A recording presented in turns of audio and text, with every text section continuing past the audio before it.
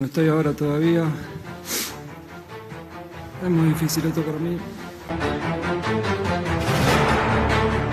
Final ম্যাচের আগে মেসির 3 ছেলেকে আটকে রেখেছিল ডোনাল্ড ট্রাম্প। মেসির মাথার উপরে তাক করে রাখা হয়েছিল স্নাইপার। এবার প্রকাশ্য মুখ খুললেন আর্জেন্টিনার অধিনায়ক লিওনেল মেসি।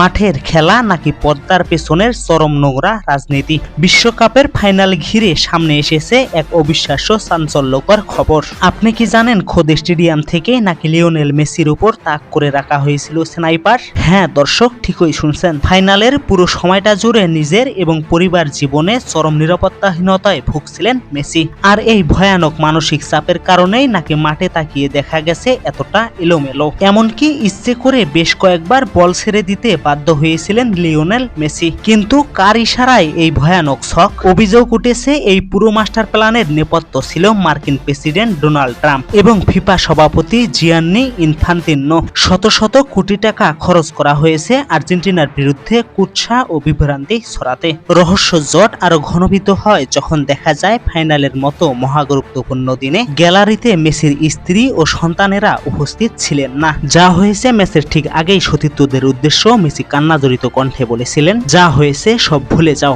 আমাদের মাঠে নামতেই হবে। ম্যাচ শেষ হতেই দল ছাড়ার ঘোষণা দেন লিওনেল স্কলোনি আর এমি মার্টিনেজ। পুরো দল দেশে ফিরলেও মেসিকে আটকে রাখা হয় সেখানেই। দর্শক, পরিবারের জীবন আর নিজের অস্তিত্ব রক্ষার স্বার্থেই কি তবে সাজানো নাটকে নামতে হয়েছিল সর্বকালের সেরা এই ফুটবলারকে? বিশ্ব ফুটবল কি তবে রাজনীতির শিকার? এর উত্তর হয়তো লুকিয়ে থাকবে ইতিহাসের পাতায়।